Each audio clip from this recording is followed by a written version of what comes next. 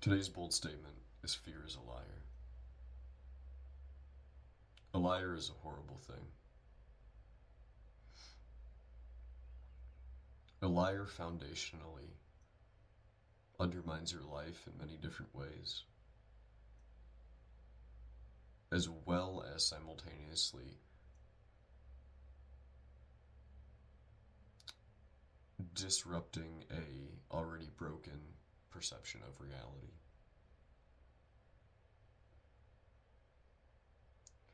And it's a good example. If someone treats you in a friendly manner, one on one, and when you're not looking, they're talking crap about you behind your back, to whatever extent, in to some extent, they are disrupting the way that people perceive you. They are not letting your actions speak for you.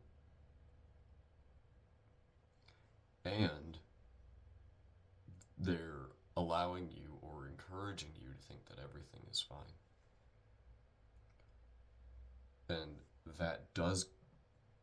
that's a form of manipulation that causes you to behave in a way that is not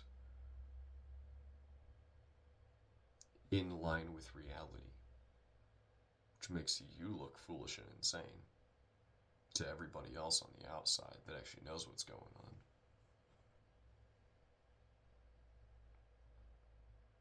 on. And that's exactly what fear does. It takes a truth and it twists it in all sort of ways.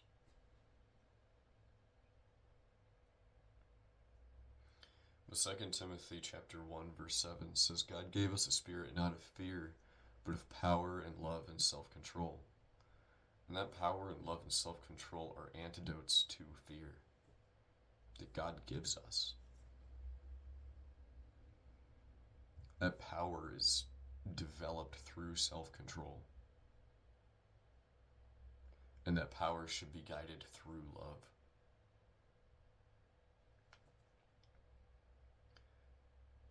Because if you leave any one of those three out, that's when you start being the abuser.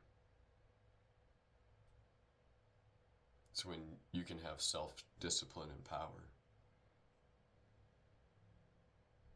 But if you have no love and you're only thinking of yourself with it, well, then you're just damaging everybody else. If you have power and love, you can be a fantastic giver. You can bend over backwards for everybody. But if you don't have the wisdom, self-control, and discipline, people are going to use you left and right. So many of us have felt that. When I was a kid, I had a huge heart.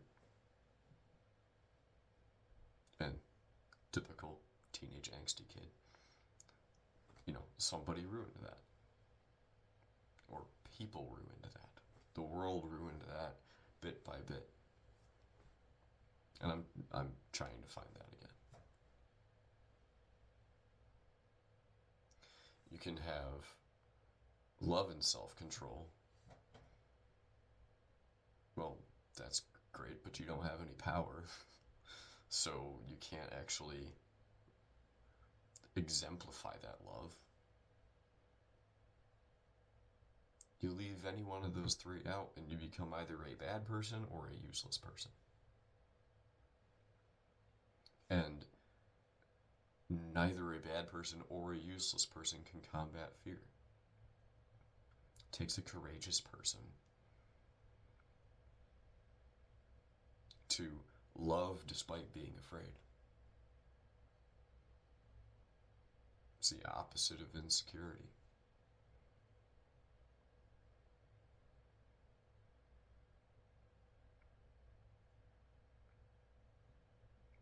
Fear gives birth to insecurity, but you have the choice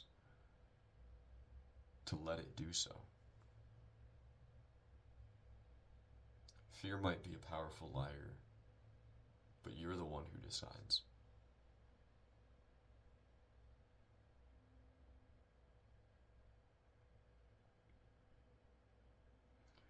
Remember that I may have said this in a previous video, but I'm going to say it again because it's great. I don't remember where I heard it. I'm sure I said the same thing last time. Is that our hope and surety is not in how great and big our faith is in God or how well we lived our life. If you're under the impression that that's how you're worthy of God's love, you've been sold a false gospel, FYI. But our surety is in how strong God's grip is on us.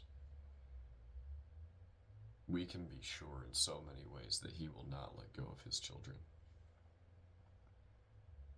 And we can also be sure that as weak as we are, no matter how much we think that we have developed through the process of sanctification, through our Christian or Christ-following lives, I kind of shy away from the term Christian nowadays.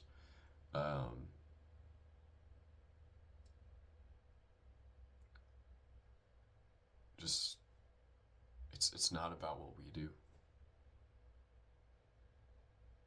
That doesn't mean that what we do isn't important, for better or worse. But we are not our own hope.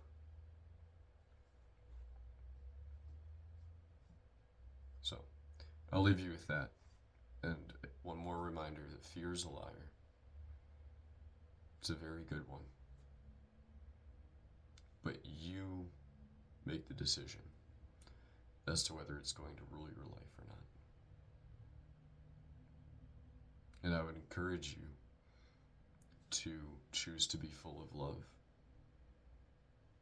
to choose to have self-control and develop wisdom and self-discipline.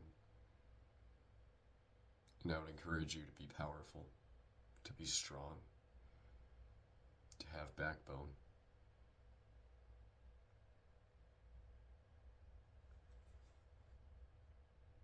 Because you can beat fear.